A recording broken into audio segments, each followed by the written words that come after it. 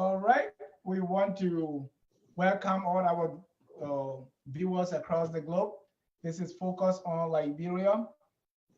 This week is, this month, by the way, is Black History Month, and in commemoration of Black History Month, which is observed every February in the United States, we want to do Liberian history for the entire month of February.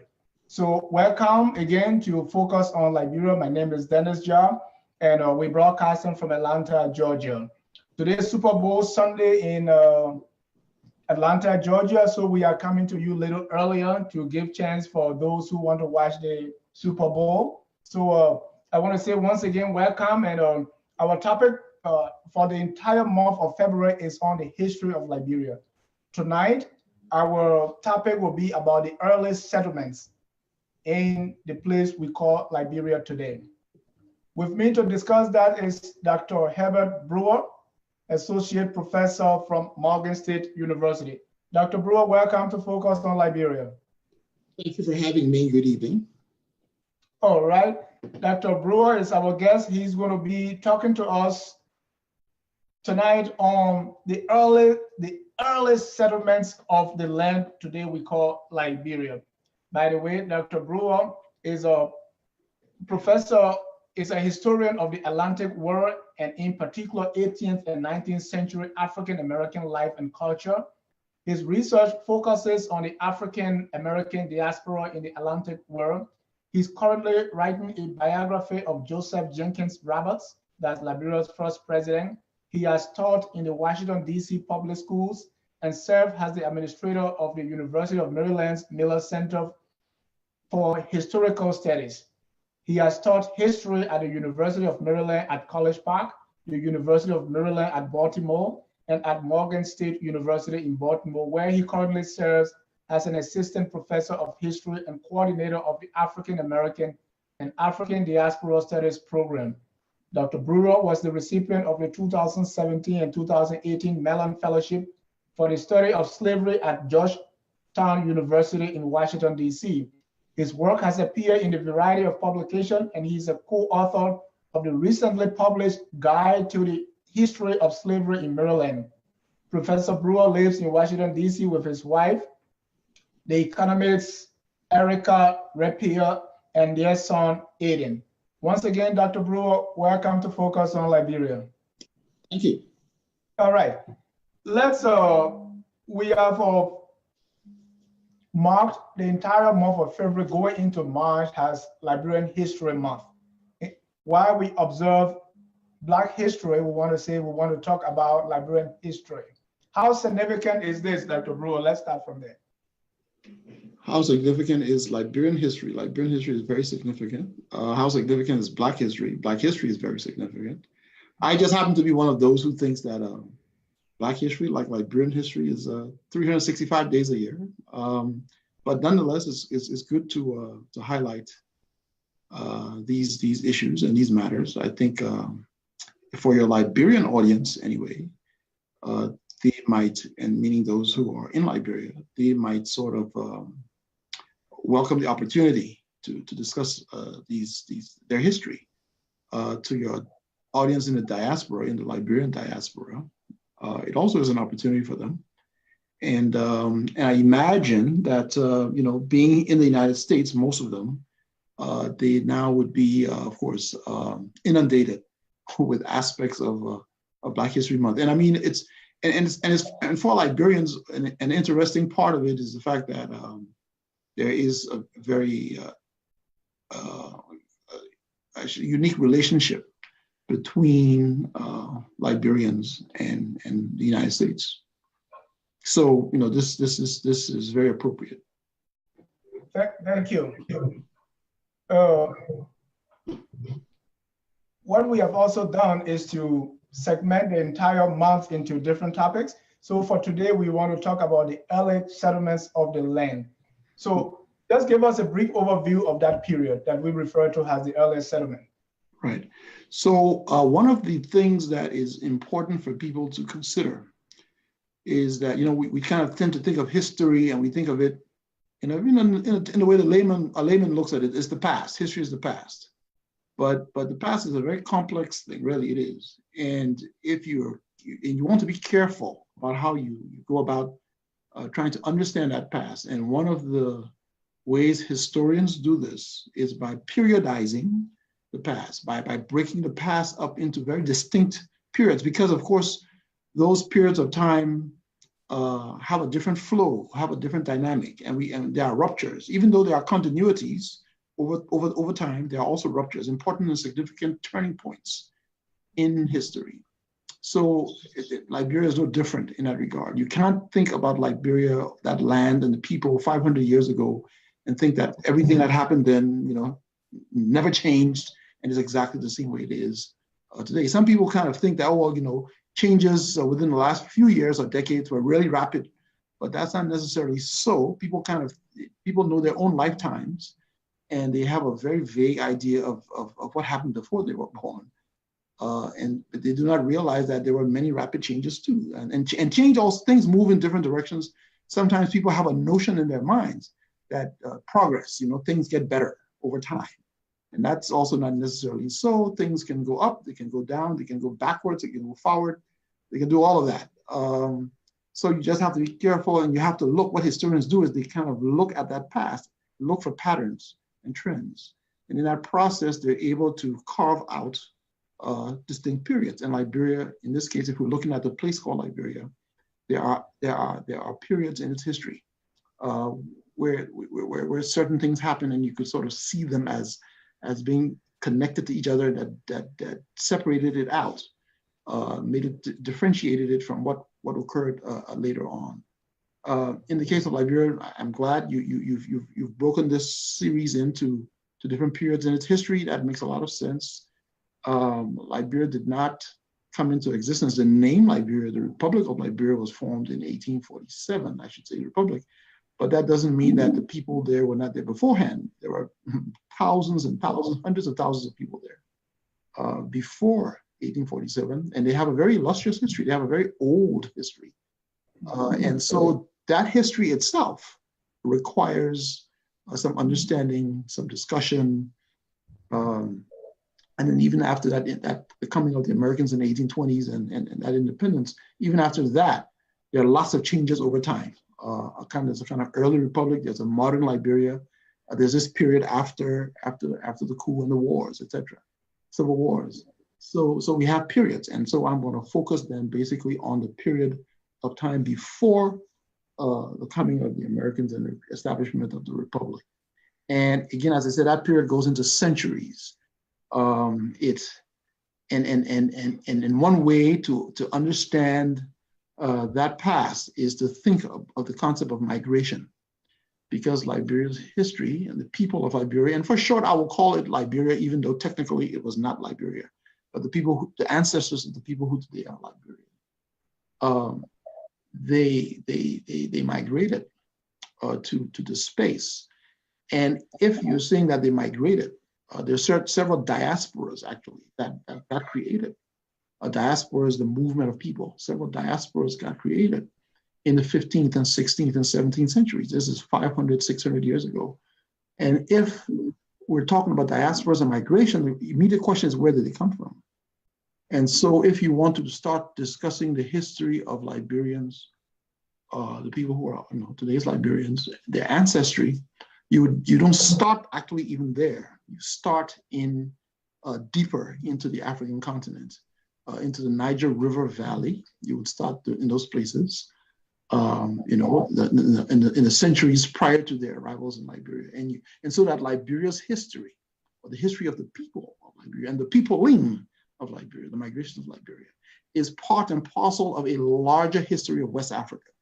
You cannot separate the early history of Liberia from the history of West Africa itself. It's a very much larger process, that is historical process that was ongoing.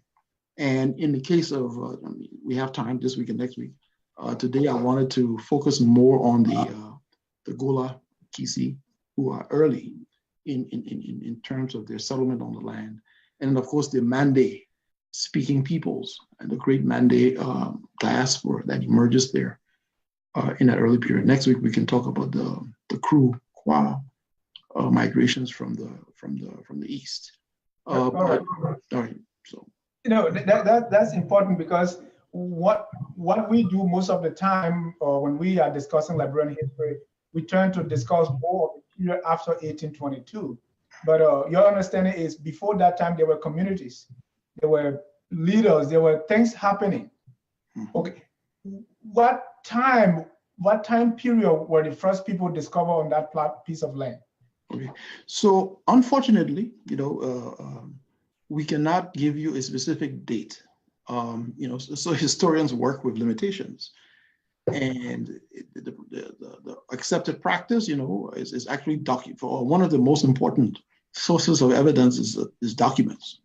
People work with documents, and documents can help you verify things. But documents are not good. The good thing about it, the documents are not the only thing that you can look at. So in terms of documentary evidence, there's little. There's really not much there to tell you, anything there to tell you when the very first Liberians were there. But we can look at other things. There's oral history, which is an important source as well. It's not the only one, is one. And so people have traditions. They have oral traditions where they talk about their own histories, when they arrived, etc., who they were, where they were from, those sorts of things. We have archaeological evidence. People can use those things. We have linguistic evidence, actually, believe it or not, which also give you a sense of people's movement over places. So between those things and a few others, you're able to put some sort of a dating on it.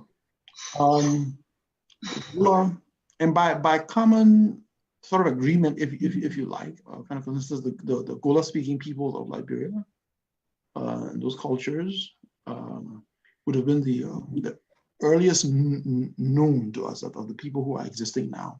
There's some parts of that tradition that will say that they came across some others, but they are not able to tell you who they were. There's no other kind of evidence. All of the other traditions in the country do not claim presence there prior to the Gola people. So it would, and so we can estimate the time.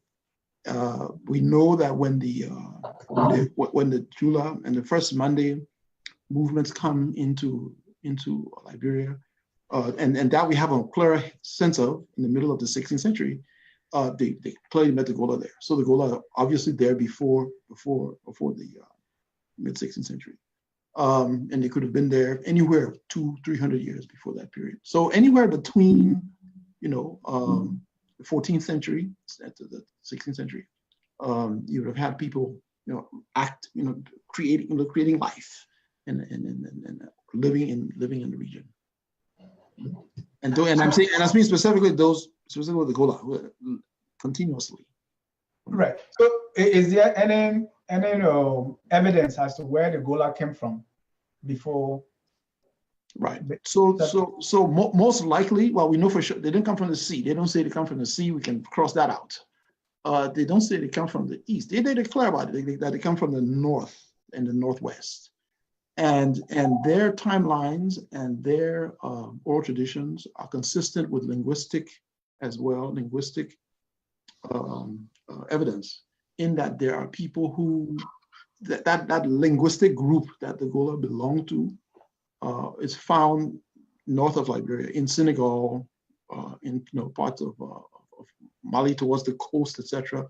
The historical linguists used to refer to the Gola language as one of the male linguistic families. Today they've changed that nomenclature. They don't use that word male anymore. They now say West Atlantic languages. So they're connected in one, for example, language that has some is in the same family would be the Wolof, for example, where they're in Senegal. Now, let me try to explain something very quickly here. Africa it's very diverse, linguistically diverse place. West Africa, even more so. But even within that linguistic diversity, there are families of languages. There are linguistic families where they share many similarities in terms of their syntax and vocabulary and a whole bunch of different things. And again, for our audiences, our audience, my audience, who are probably a little bit more familiar with the Western world than they are with their own African world. The people talk about the Romance languages. So they talk about French and Italian and Spanish and Portuguese, those languages that derived at some point from Latin, some version of it. And so similarly in West Africa, you've got these languages that have these close linguistic families. And so those middle languages. In Liberia, the Kola and Kisi are the two languages that are close in that regard from that branch of that Atlantic tree, that branch. And it so happens that actually the Kola and the Kisi are amongst the oldest, or I was in the first, very early people to occupy and possess that land. So what could you explain the origin? What could be some of the reason why the Kisi will move to that piece of land? Mm-hmm. So by extension, to that, where specifically they settled. Sure. Now, again, broad kind of frame. The great historian Boubacar Barry has an interesting phrase he uses. The people without frontiers is kind of how he sort of says, you want to understand West Africa, think about it as a place without frontiers, especially the Liberia, that's region, Mali and Guinea and all these places, that people moved. That migration is an important part of that history, for centuries. That people were regularly on the move, and that people moved back and forth as well as shifting and moving, and that the notions of a kind of fixed territory. And now we're not saying that people were nomadic. That's a kind of different thing where they kind of like had no home. But this notion that there's just this fixed territory that was exclusively the property of X or Y and nobody else, that notion is a more recent, a more modern kind of intervention. People moved. People moved for political reasons. People moved for environmental reasons again. People moved for, those are like broad categories. People moved because of war. People moved because of rainfall, famine, overpopulation. There's a whole variety of things that could cause people to move. And West Africa is a place that had a lot of land. It did, and that sort of large proportion of the kind of ratio of people land influenced that dynamic. So there's a lot of movement for those reasons. The Gola will tell you, they keen, they're looking for land. They're looking for security, those sorts of things. The oldest known town is Bopuru, that we still standing. There would have been other areas, but again, I still want to go back to this idea of in thinking about our past. And I know it's very difficult, and we're kind of using the word Liberia, which immediately traps us, because then we have to think of the territorial borders of the 43,000 miles, etc. But for most of the history of the people, Liberia wasn't just that 43,000 square miles, if you like, their land, their kinfolk, etc. People lived in various, in places. And the towns that people kind of went to were connected because you had trade relations, you had cultural relations, etc., ties to these people. So you made that, you moved. You moved for trade reasons, you moved for a whole variety of reasons. When there's a famous 19th century Liberian writer, Benjamin Anderson, who makes this famous journey. He has a diary about it. It's published, Journey to Musardu. Yeah. Musardu today is in Guinea, but at that time, those frontiers and borders weren't so clear. So I hope I answered the question in part about, why they were coming there. Again, right. I want to complicate them. I want to complicate the issue. It wasn't just simply a matter of, so there's war and now we're leaving and now we're here and that's it. No, it's people maintain their relationships with where they came from. Some people stayed, everybody didn't even go. And one of the things we will see as we can go further in this discussion, it was oftentimes the case of a group of people moving, right? And one set says, we're going to stay here. And the other group says, we're going to go ahead. we're going to go forward. We're going to keep moving some more. So even in terms of the migration of people, everybody didn't move from point X clean and clear to point Y clean and clear. People, distributed themselves. They drop on the side, if you like, on the way. And then there was never really a kind of like, this is the place this is where we were coming to, and this is where we're going to stop now. Much of it, as hard as you might think about it, a lot of it too is trial and error.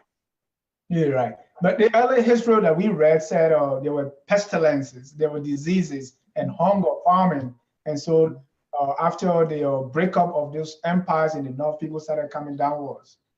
Well, I haven't even gotten to that part yet.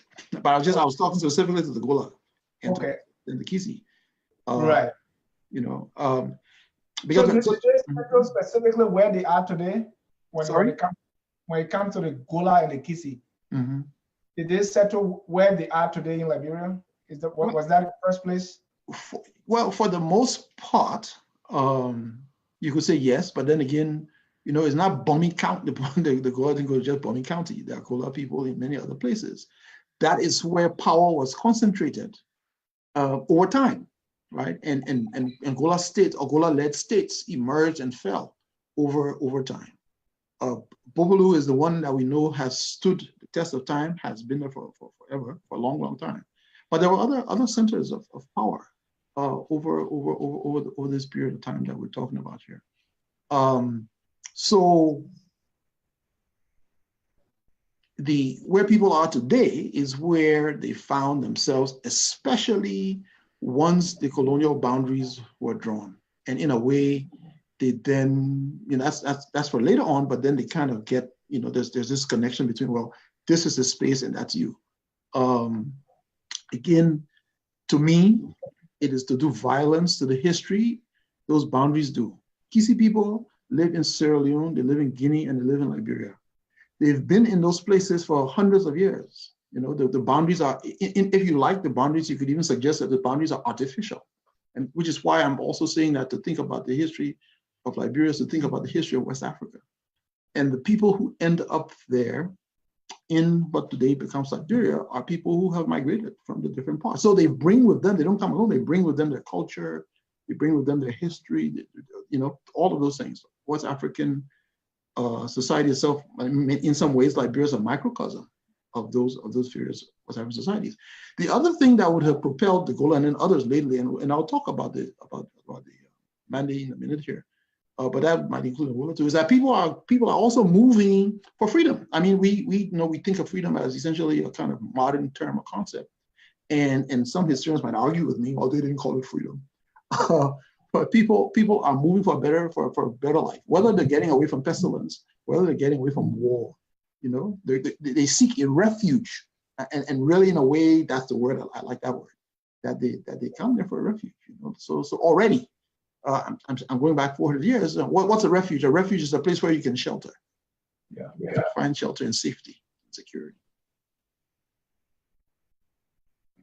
So one of the things that always come up is, hey, that place you're calling Liberia was never called Liberia. So was there any name given to that piece of land prior to the settlers naming it Liberia? Mm-hmm. It could not be, obviously, because Liberia did not exist, and not only did Liberia did not exist, but what became Liberia was something new. The physical space itself is not as if a state occupied the 43,000 square miles, and then a new state came and sort of sat on top of it. What was there before consisted of a whole variety of various complex social, political, economic systems, and then this new state would emerge on top of that. So Liberia supplanted, replaced, absorbed, over time again, a whole series of polities that were there. So different Kondo, if you think of Kondo, which was a powerful polity, a political, structure in the early 19th century. Kondo only operated in a particular part of what today is Liberia, and likewise, various other parts had their own if you like, semi-autonomy or their autonomy. I mean, they were connected by they had ties amongst themselves. They were complex ties. It is in no way, I would argue, does it sort of resemble our, again, modern post-Westphalian, I'm calling it, a sort of the nation state, which is a kind of recent thing, concept that we have. Even if, and you saw all these Africans, even if you look at the Europeans or other people in Asia and those places, the nation state system that we have today all over the world, which is like the norm, was not prevailing, 600 years ago. There are questions coming on Facebook, so I want to preempt what many people are asking, because they are asking far ahead of us. Okay. Sal Bosso and the rest of it. Yes. So just for the sake of our viewers, give us an outline of the period from the earliest settlement to, say, the coming of the last waves of migration, so that our people understand where we're going with this. Sure. So let me sort of say it again. So I'm saying that, if we go back 700 years, you kind of have to, these migrations are taking place. You've got, in the case of what today is Liberia, the Golas and then the Kizi are there, come. And then you've got the Mande migrations, that Mande diaspora, which is large, is the largest of these migrations. The Gola is not really a lot of people. I mean, it's not the biggest. Kizi is not biggest. The Mande migrations that are large, and the Mande migrations come in waves, starting in the middle of the 16th century with the Vai, who are kind of like the spearhead, but there are many others who will come over time into the country. And then, of course, then from the east, you've got people who are moving. The spearheads would be the Day people, and then others, are coming across into from what today would be the Ivory Coast and coming on into what today is Liberia. And all of that takes place much later on from where we're talking about now. So in the 18th, 17th, 18th century, like 100, 200 years after that period, you start to get the movement of those other people coming, the people from the east. And the people who are coming from the east also are not, again, all coming, one at the same time. It's waves of individuals. Again, the tradition, the oral history, for example, is that the Glebo come first, and the others then who come later and then pass the Glebo and keep moving on. That's, for example, one of the that's part of the that oral history in terms of like who gets there. So although the Day and Bassa end up much further to the west, they would have come afterwards. And then even within, so it also is telling you as well as even within the country what now becomes Liberia, there are subsequent migrations. So one group comes, sets up and creates a town, a settlement, and another group of people might break away from there and go further, go beyond, go somewhere else. And then again, there are a whole variety of explanations as to where, how, and when, and why those things would occur. So that's basically and all of this is taking place, 200 years before, 200 years at least before, 200 years, 100 years before the Americans sort of show up. And that's one side of it. I mean, it's a complicated picture because all of that's going on there. And I haven't touched this part, and maybe I should introduce it into the picture now. Some of the things that are driving people towards the migrations, etc., from their homelands, is politics and wars and power struggles. So for the Mande speakers, the breakup of the Mali Empire has very serious repercussions from the 15th century onwards, 16th century especially, 17th century, it continues. The coming of the Europeans and the intensification of the transatlantic slave trade also contributes to this migration and movement of people. So those are like the external factors that are pushing that movement of people in these different areas. And let's go on to the migration from the West. Mm-hmm. First of all, many of us don't understand that as migration. What we have is the the American Colonization Society wanted a piece of land to settle free slaves. Mm-hmm. How can you explain that as a form of migration? Well, I mean, because I would love to, again, just for the purposes of I would argue the logical flow of our argument, because we need to really understand what's going on in this place in West Africa. Okay. You know, we need to take it seriously. We need to give it the value that it deserves. So I just feel, you know, it would be jumping the gun, really, even coming with talking about the Americans. Yeah. You know, the West Africans have a long relationship.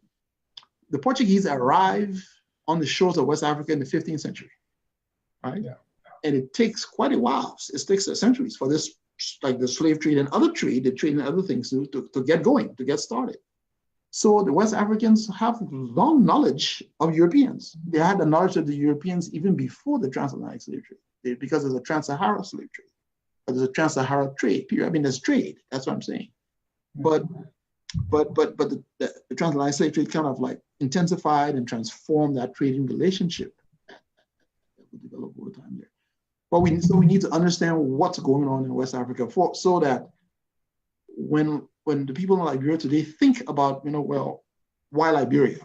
You know, that windward coast, as the European sailors used to call the coast, the windward coast. That's the name they had given it before it's Liberia, according to the European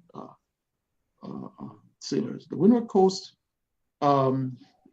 is a slightly different type of place. The Americans can't go to Sierra Leone. They tried, you know, but this ACS, they couldn't reach there. They can't go further down, you know, to the Gold Coast. They tried to, you know. So then that begs the question: what was going on? What was it about this Windward Coast? What was it about the politics of the Windward Coast, the society and social structures of the Windward Coast that would have facilitated that? So before we can even start talking about their movement, let's look at that Windward Coast itself and who's there, what kind of histories they had, the relationships and the processes that were ongoing. Right. So that was to whet the appetite of most of our friends on Facebook who are jumping the gun, so that we can see that in a broader sense. Yes. But I want to go back to you stress that we cannot think of the Liberian or the settlements without the broader West Africa or the movement that was going on. Yes. Even Africa as a whole. Yes. What was that like? What was going on? What is the relationship? Right. So yes, let's go straight to the nub of it. It's Mali. The short answer is Mali. Right? And I imagine that most Liberians do not know about the history of the Mali Empire. And I'll start with that kind of assumption that the Mali Empire is the biggest, most powerful political system in West Africa, starting from the 13th century. And it is dominant for a good 2 centuries or so. It will last longer than that, but that's when it's at its apex. And the Mali Empire had succeeded the old Ghana Empire, which has nothing to do with the country called Ghana. The Ghana Empire was the same place that the Mali Empire existed. Today's geography, I will bring the map next week, is where Guinea and Mali are. That right there, that border area, the Fouta Djallon, and that general broader area there. And it expanded all the way, up into Timbuktu and all those places. It conquered, took over those places. Sunjata Keita, the founder of the Mali Empire, he was a minor prince, and he had his forces, marshaled his forces, and he constructs this massive political machinery, this big empire, and in doing that, several things happened. I mean, for one thing, it brought a lot of the parts of West Africa together, if you like. Let me just throw this in there, like ECOWAS before ECOWAS, but it brought a lot of West Africa together.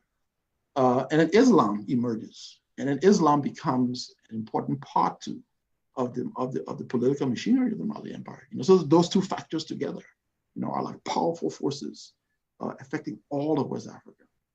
And so there's a lot at stake. There are large fortunes and power. There's power to be made, and as in any imperial system. There is an imperial system that exists. There are factions, there are power struggles, and those things happen, right? And there are winners and losers as well. I mean, there are conquered people as well. All of those things are going on, and we can kind of talk about that sort of internal structure as well of the Mali Empire and who these people were. And then over time, as this empire expands as well, and it's the internal frictions and contradictions, of the empire will lead to its ultimate civil wars, and it starts to crash. And in that process, it unleashes a wave of migrations away from the centers of the empire, and so we kind of start to have this other diaspora.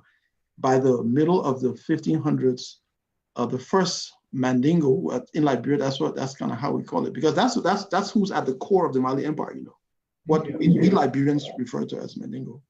But it's the Mande people. And the Mande speaking people, not Mende, but the Mende are Mande speaking people too. But the Mande speaking peoples are a large proportion of West Africa. They have lots of different names. There are different branches of the Mande family, and the Vai in Liberia are a branch, but so are so many others in Liberia, the Loma and the Bele and all branches of the Mande family. And in the case of Liberia, it's that group that's moving out.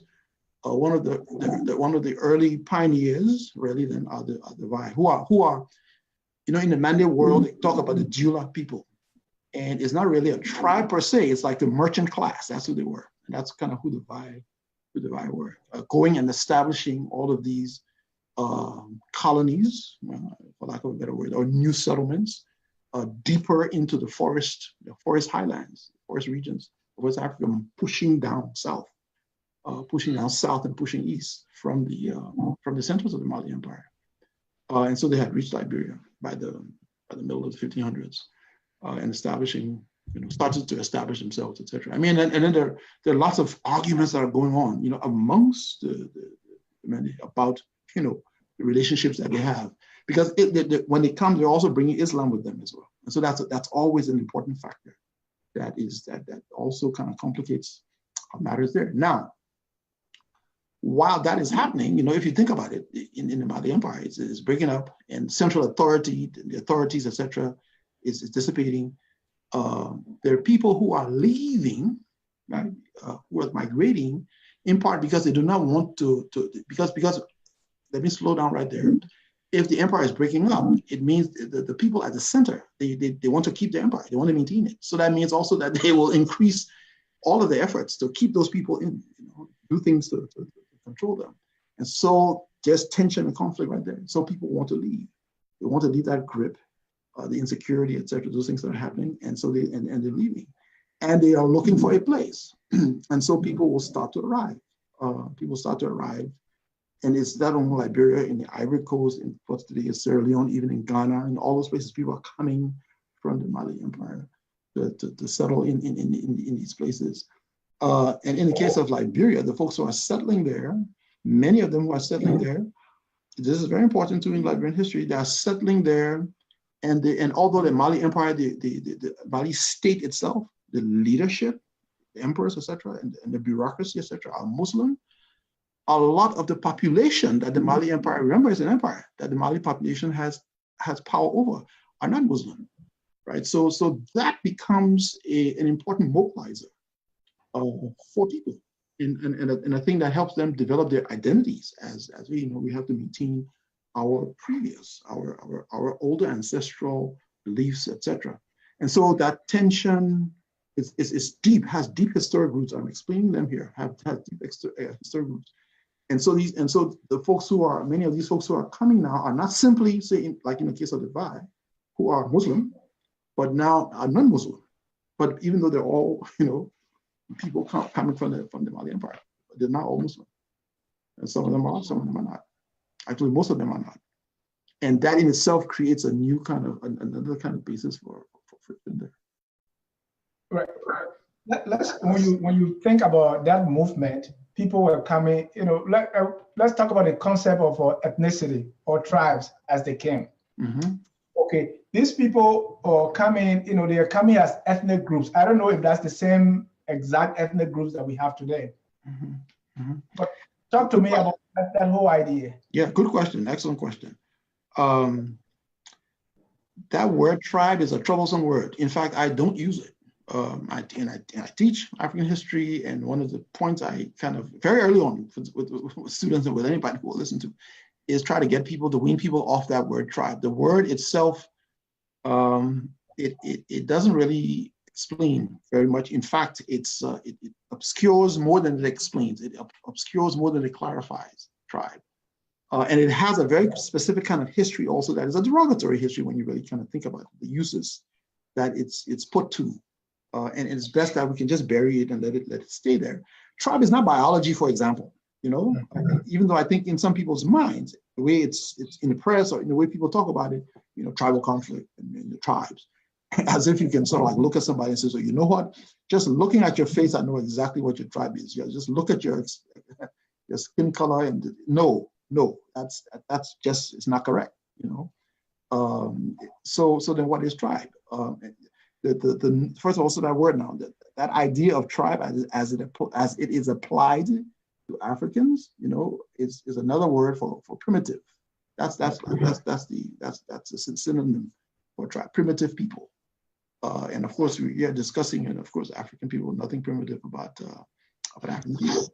People who never changed, have no history, as the old European historians would have sort of said, anthropologists, etc. They have no history, timeless, they're swinging from the trees, etc. That whole idea and concept, that's what's associated there with tribe. So social scientists begin then, and governments following them, saying, oh, well, we can talk about ethnicity. And ethnicity is something that have more flexibility. It has a strong explanatory power, etc. But even ethnicity itself has, again, limitations.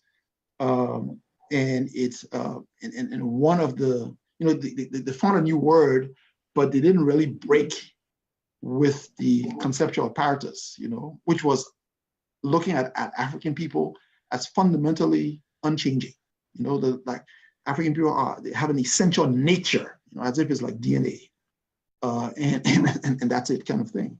And those are all sort of like products of I would argue, colonialism, colonial thinking, colonial rule, ways to explain, power, etc., uses of power. So ethnicity now is for most, it's just like a kind of like, okay, we'll talk about ethnicity. And ethnicity now, I won't say tribe, I'll say ethnicity. And then ethnicity just becomes a substitute. But just in name, in reality, it basically, it remains the same. Ethnicity is supposed to be that you share culture, you share common values, you share common history and that sort of thing. And that's your kind of identity, around that. And it kind of makes sense on paper. But in reality, it's more complicated because you see, part of the way ethnicity is understood, and that applies, of course, to the Liberian case, is that again, it's unchanging. This Agola man is always a Agola man. It's forever a Agola man. It's a Agola man. Kizu woman, Kizu woman, Kizu woman. I mean, that sort of thing. And these are the attributes they have, and that never changes. That's the danger of what I call ethnic determinism. And this lens of ethnicity is a way in which Liberian history tends to be sort of taught. But we listen to the oral histories of the Liberian peoples. There's a lot of dynamism, there's a lot of fluidity in terms of people's identities, in terms of how people sort of see themselves in their histories, etc. This notion that Liberia has, I think they say 16, I think is the official number, 16 tribes. Where did that come from? Who took that census and who made that definition? Actually, we know where it came from. It came from the Liberian government. It came from the Department of Interior, of Liberia, who, when Barclay was attempting to create that hinterland administration, it was a diktat. He kind of said, hey, we have to organize the country the way the Europeans are organizing Sierra Leone and Guinea and Ivory Coast, into tribes. And we're gonna demarcate it.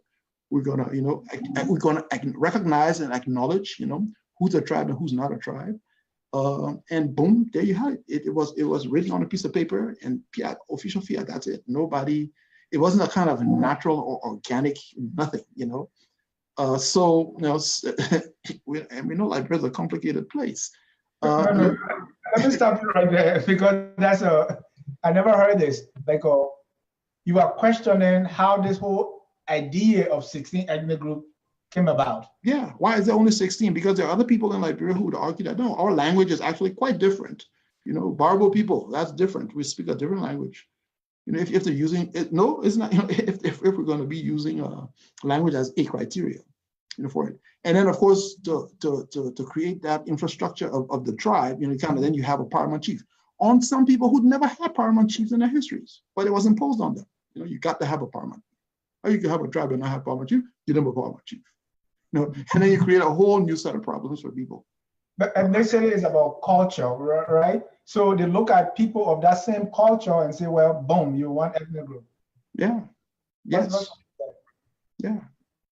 So you have, for instance, Gribble, let's say the people now called Glibble, maybe they may have like 22 subgroups or 20 or more. Exactly. Are you saying those are 20 ethnic groups? So my question is, at what point? Yeah, I mean, technically you could say so. Technically you could say so. At what point do you stop counting them? At what point do you stop? At what point do you shade into?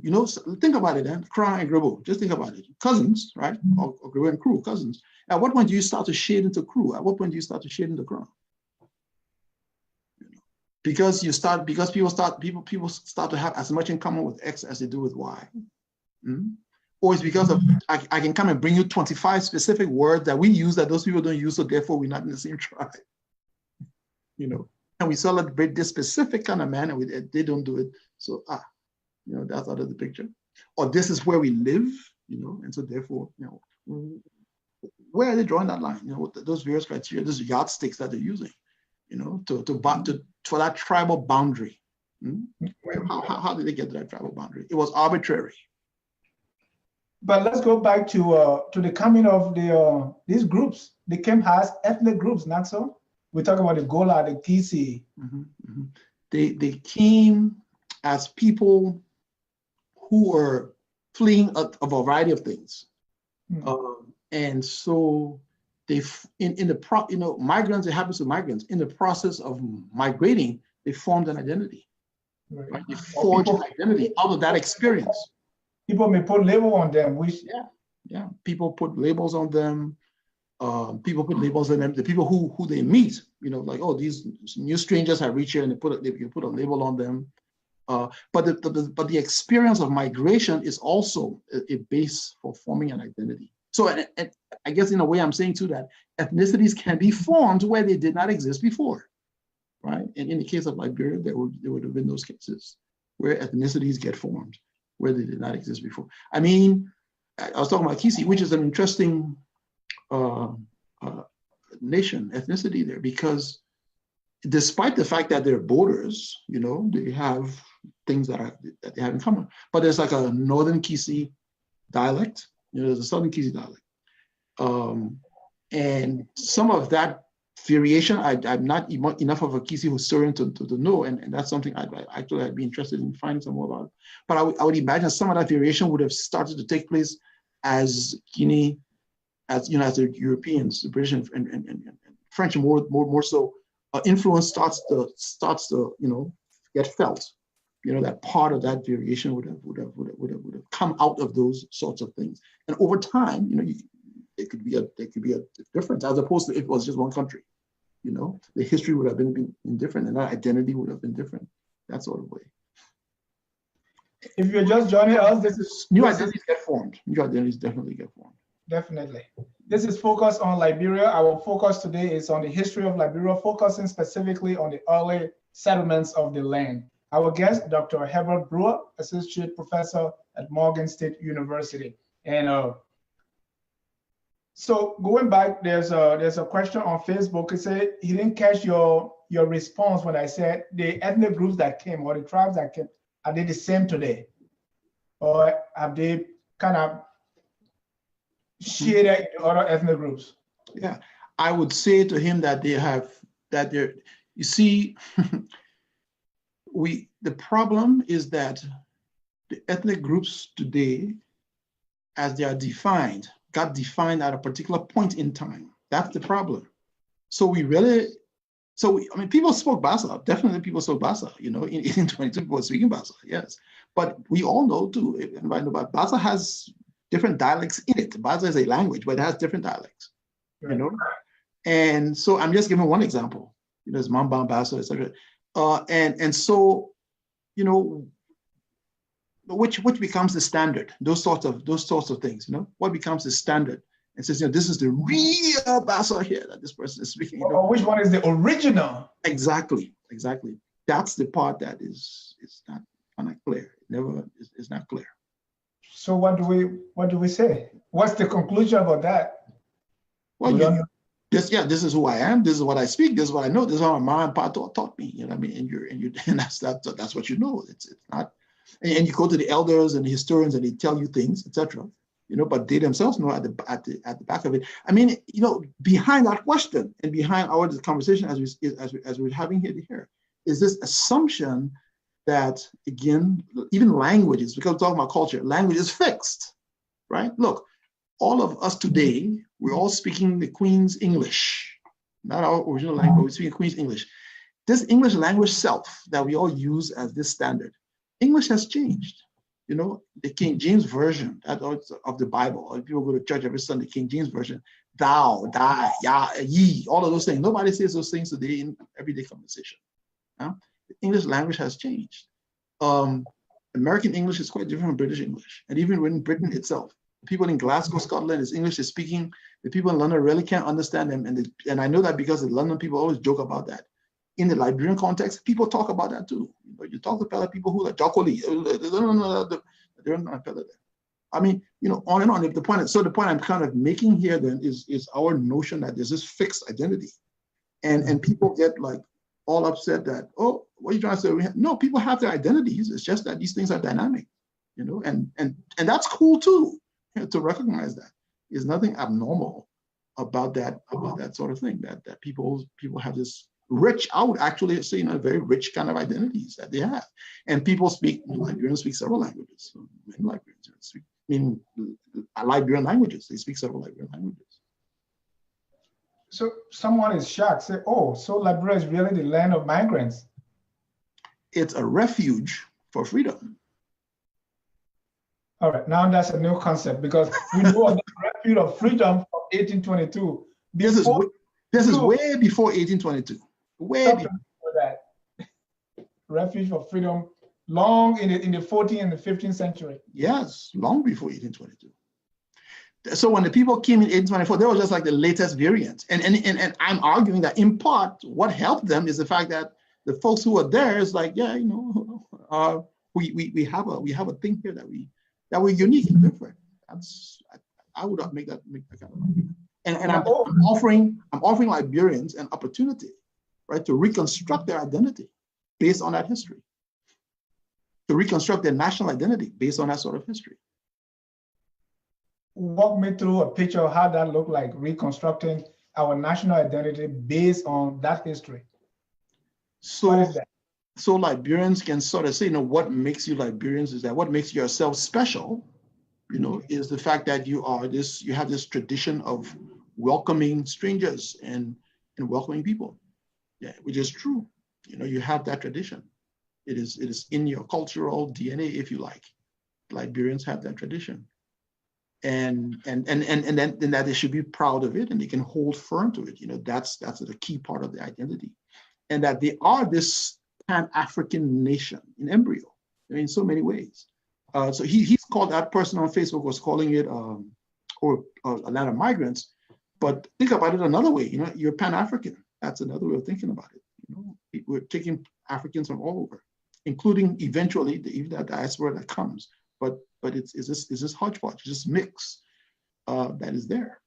How is that different from the history of other West African or African countries? Well, it may not be, it's not necessarily different, even though, I mean, it's an interesting question. When I kind of look at West Africa,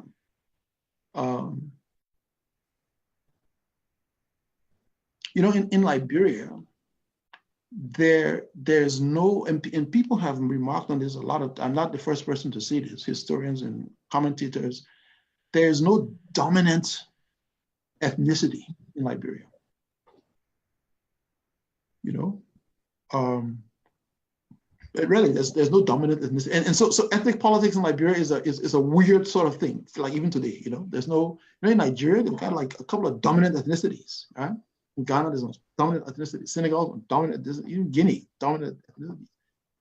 In Liberia, it's just not there. It's just not part of the story. And part of what makes it complex is precisely that. You know, there's just this, you know, there's a little bit of everybody in that regard. And so it's a kind of balance. And people are constantly shifting. And therefore, you know, you have to make do. You know, you have to make do. You have to learn from the other person, borrow from the other person, and learn to live with the other person, despite the differences that you have. I'm thinking about that politically now. Like, to what extent what you just said, you know, kind of play, even though you're a historian, to what extent does that play into our day-to-day politics? You know, we take here, you know, how does that affect us as a people in our, you know, everyday political life? Yeah. So I mean, you know, the thing about what historians tend to do is look for the long view, and not the recent. So because, you know, in 20 years, what's going on today will look different. You know, I can assure you, when Hobart was chased out of power or, you know, killed, Liberians today might not realize this, but in the late 1970s, he was a very unpopular man. You know, very, very, very few Liberians had anything good to say about him. His reputation has changed. Has kind of, in a way, been rehabilitated in many ways. And so that's, but I'm just saying that that's history. You know, that's kind of how history is. Time passes. So I'd be careful to even start to advance any kind of comparison. You know, people look for parallels, but what I think that history can show us in a way are some of the kind of like deeper, entrenched really, ideas and practices, beliefs, etc., amongst the people.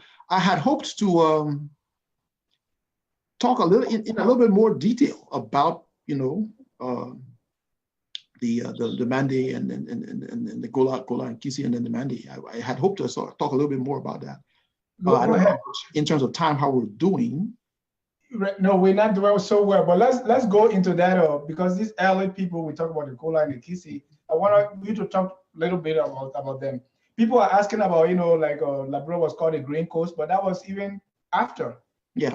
It was not, you know, it was the Portuguese that named it the Green Coast. That's right. So, you're right. So we'll go into that next week, but talk to me about the Kisi and the Gola.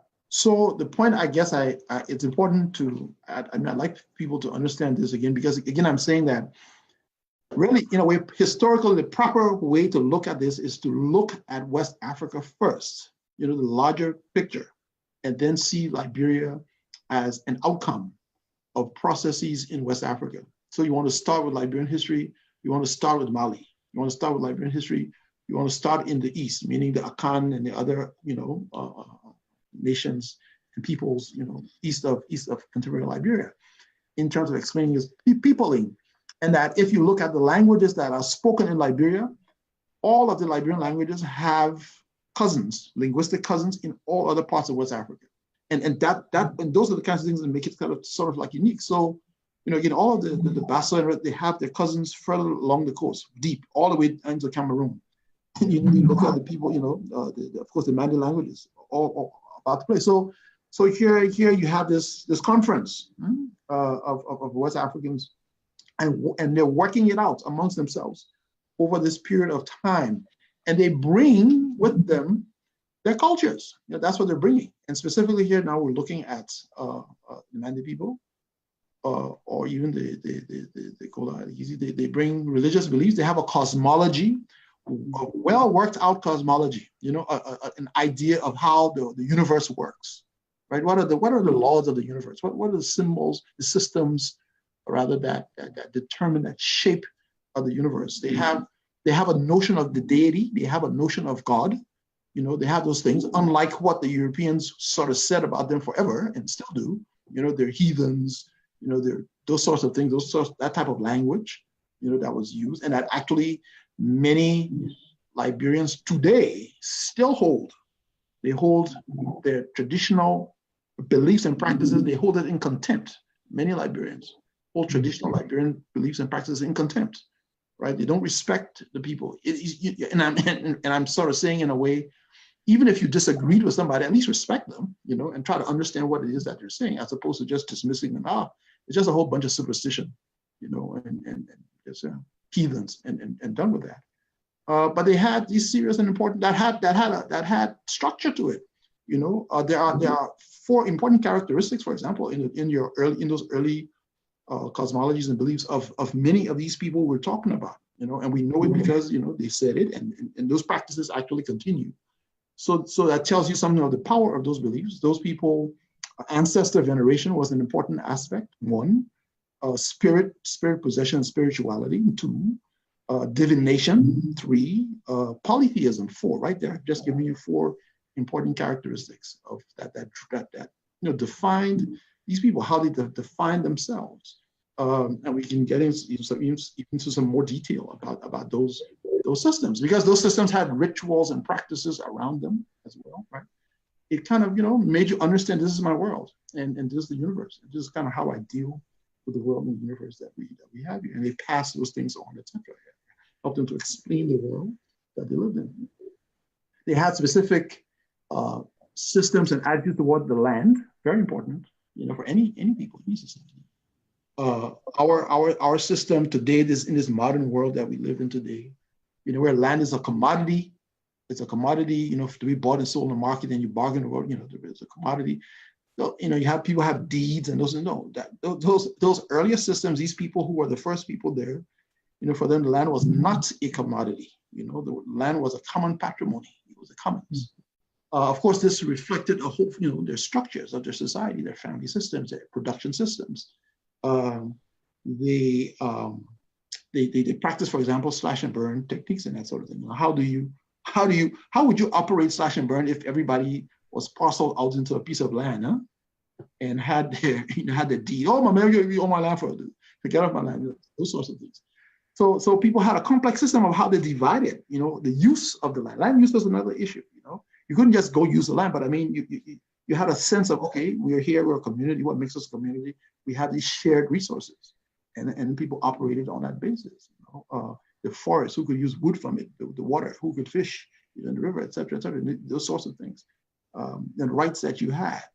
So that notion and ideas about land, you know, were very clear, and had worked those things out over time, and it worked for them. They had particular labor systems, very important, key part of the sustenance of any community. You know, what are labor systems? You know, who's going to work? What are the returns to labor? And then there are multitudes of labor systems that coexisted with each other as well. You know, various degrees of unfreedom, as I like to sort of call it, varying degrees of dependency. All right, these are including slavery, people had vassals. People got into those situations and those circumstances in a variety of ways. For the most part, debt, crime, war, you know, would be the basis through which people would find themselves in those systems. Then, as a whole, they have whole systems of gender systems, and notions of gender. For the most part, these are patriarchal systems, you know, with the men are on top, and not just patriarchal systems in terms of the hierarchies, but also age. You know, the older people had more social leverage and status, etc. And people, you know, people got initiated at a certain age. Again, you know, so age is an important part of how the society was organized. In every age, this is your year, your class. That class gets initiated, and you socialize people into the values of the society, etc. Polygamy, which was another kind of practice, part of this sort of gender hierarchy that was there. Even though, of course, polygamy now is not the same thing as having an outside woman, which is how a lot of people sometimes would want to make that seem as more organized and orderly kind of system. I mean, in the back of polygamy, two things about polygamy. One is that that was a very small minority of men. It was a sign of wealth and power, actually. Right. So most other men just didn't have partners officially. And then the other thing too was a way to protect the dependents, and because if you the several wives are legally, right, they have access to inheritance, those sorts of things. They're part of the lineage, and that gets created there. So you have those. One thing I'll be remiss if I don't talk about this. The Mende people are amongst the world's greatest metallurgists. They're metal makers. They are ironsmiths, right? And they are great ironsmiths. Yeah, they have it's a very serious. It's a diffuse. It's widespread the knowledge. And there are guilds or society, if you like, guilds of ironsmiths, ironworkers in the societies. And as that Mende diaspora moves around, that knowledge, that technology also moves with it. Those people, they have a particular role in the societies as well. They have a very crucial role in societies because, of course, iron is an important ingredient in technology in society there. We can think about all of those ways in which those kinds of structures and institutions. One of the important institutions that emerges, is the Puro and Sande, right? That emerge. And one of the things about the Puro and Sande, Puro for men, Sande for women, these societies, is that they, beside the function they serve to transmit values, is that they are pan-ethnic institutions. Again, something that you shouldn't just, one should not gloss over. They're pan-ethnic institutions. It doesn't, it's not like, then what your tribe, you can be in here, no, your tribe, you can't be here. No, it's beyond that. It's actually, and if you look at the history of it, it's a kind of anti-Islamic, its origin. It's an anti-Islamic, it's like protection, it's an anti-Islamic, pan-ethnic institution. And it is one of the oldest, it is hard pressed to see an older institution, one of the oldest institutions in Liberia. And I'm thinking about it as a national institution. Perhaps because they're pan-ethnic, perhaps the first really national institution. If you like, a kind of secret government. Now, and when one says secret government, all really one is saying is that here is an institution that's organized with rules, with a hierarchy, all of those sorts of things like that. And that is extensive in terms of where it is, and people adhere to it. And it reproduces itself, leaderships, et cetera, down the centuries. And it's still going, still going strong. Now, I'm not even getting into the practices and other parts of things that come with it. I'm just explaining it as an institution. Right. It's sort of like social role that it had there. Art, and there's so many categories. Art, where do we even start? Talking about art. From architecture, I'm like thinking of Mende influences. The round hut, the round house, is a distinctive, actually, Mende type that you find not only in Liberia among all of the various Mende cultures, but throughout West Africa. And some scholars have gone into the Americas, in the African diaspora, to show where the Mende influence continues in the Americas when it gets there. Again, where is that? In the Americas? Yeah. All over the Americas. There's a man called Robert Farris Thompson who's done a whole book called Flash of the Spirit, just talking about that. But that's, I can actually give people some sources and things to look at. Little down. But I just want to let people know as well, when I refer to Mande, I'm not talking about Mende in sort of, the Manding or Manding. It's this large culture, linguistic, complex, of West African people. And it's a super ethnicity. It's not even just an ethnicity. It's kind of a super ethnicity. Man, M-A-N, not M-E-N, and Manding. And that name has been spelled a whole bunch of different ways because, to the Portuguese ear, it sounds different. To the French ear, it sounds different. The Spanish, the French, the English, all of them wrote Manding in different ways. And that's kind of how that part was. But talk about weaving, talk about textiles. There's this particular style, there's an aesthetic that comes, with this, with the culture. Our country cloths, from those particular cultures as well, whether we're talking Loma people or, there are particular styles that are part of this larger Pan-Mande aesthetic.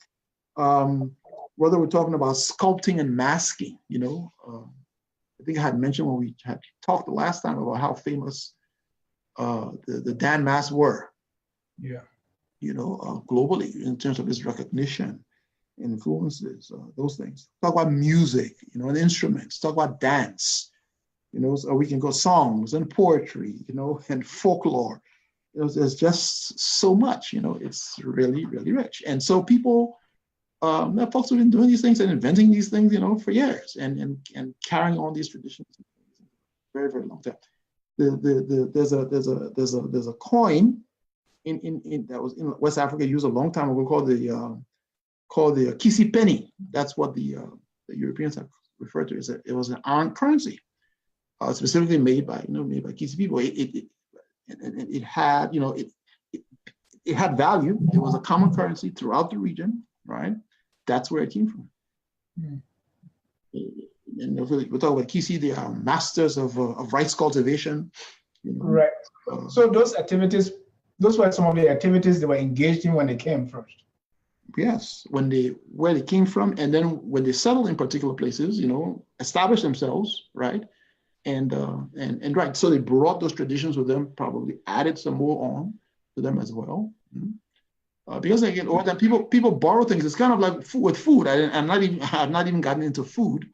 Something like food, people, I cook my food a particular way. I invite you to my house. You taste a certain thing. I make soup too, but this man put something in the soup. It was relatively good. Let me go try it next time. I go back home and I've added. Well, you put it. I put it in my pot of soup too. I mean, and that's kind of how that's how that happens. That's the fusion. Liberia, talk about this business of its. And I was talking about the things that we have differentiated from the other of some of its neighboring countries. With all of these people coming, this Pan-African melting pot, as we're calling it. Another term I'm thinking I'm borrowing this American term. So there's a Pan-African melting pot. Right. Rice is a big part of Liberian culture, but so are the tubers, meaning the yam, edo, and the cassavas. Though cassava comes from America, but the tubers. And the thing is that if you went further east, that's tuber country, if you like. There's like a tuber curtain, if you like. Ivory Coast, Ghana, Nigeria, Cameroon. This is a yam people. That's. I mean, have those things have deeper histories in those particular places. That festivals and all things around. They're not really historically. They're not really rice people. I mean, everybody eats rice and yam today, but historically, that's not a part of the history. The rice people come from the west, north and west, right? And in Liberia, both groups are there. So again, it's like the meeting ground, and the kind of and the overlap. And and we are kind of running out of time. There are a lot of questions here, but most of them go into our next series. So before end that thought and set the stage for us for what we're going into next. So we will look at, so we've established the earliest settlements, and the sort of like the embryo of this complex that's being formed. And I'll talk a little bit more about the people coming from the east, and so you heard me speak mostly here about the earliest the Gola, the Kisi, and the earliest Mande speaking peoples, the Vai, coming. But then later on you have the movement of the people from the east. Is the Day, the Kua or Bele, some people say, Basel, Kru, Crown, Ou, the fierce global people. Those people, they come. But there are other people, there are other waves, other many waves, the Loma, Pele, and there's other waves that come. Bandi, the Dan and the Mano, they all come to that. Those are other ways. So we'll talk about those coming. And then, of course, then the Europeans come, in more intensive ways from the coast.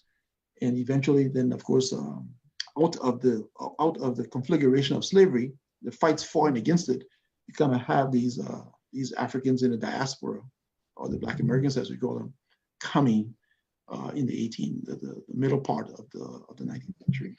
So And then they're not the only ones, because there are other people who are moving around. There's a lot of migration that's taking place, a whole lot more than people realize. The Americans don't only come to Liberia. In fact, they go to Sierra Leone first. That's where the Brazilians go to Brazil. Go to Nigeria. And they go to Benin. They come here from Benin today.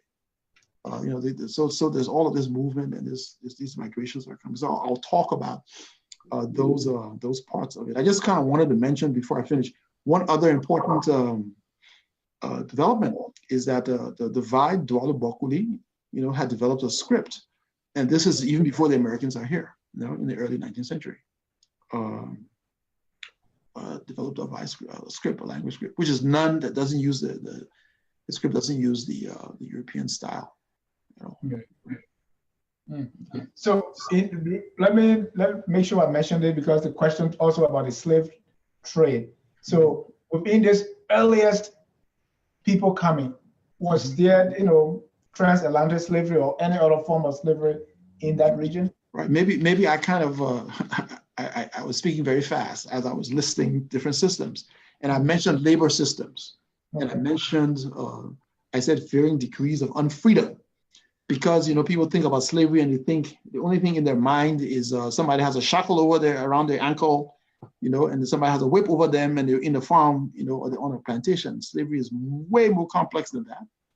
And we'll talk a little bit more about what's happening in Africa and how the transatlantic slave trade will transform even Liberia itself, especially. I mean, that's an important part of that conversation. Sure. Because it affects us. It affects Liberia. All right. Well, Dr. Brewer, I can't wait to get into next week. The next show, so we can delve more into, and we'll have most of our questions answered, because most of the questions here are going into what we'll be discussing next. Today we are laying the foundation, and this series is going to last until the 10th of March. Next week we're going to talk about the other waves of migration. Then from there, which include the coming of the settlers to what we know today as Liberia.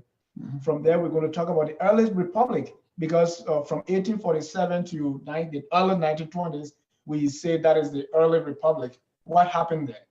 Dr. Samuel Ngovo is going to treat that. After that, we're going to say the modern Liberia from the early 1920s all the way to 1980. We'll have a whole session for that. And also, we're going to discuss the post-coup Liberia, after the 1980 coup to present. We're going to be talking about that too. After that, we're going to climax on March 10th, because most of the time, when we discuss, we talk about our presidents.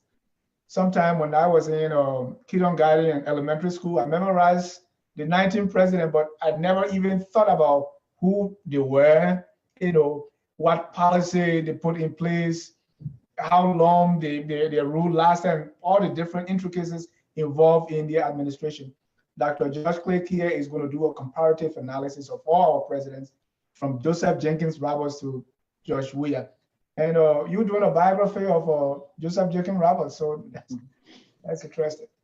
So I once again, I want to thank you, and I want to thank all our viewers who I know some of them are going to watch the Super Bowl now.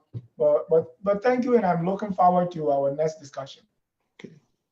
Thank you for having me, and look forward to next week. Thank you. And to our viewers across the globe, I want to say thank you.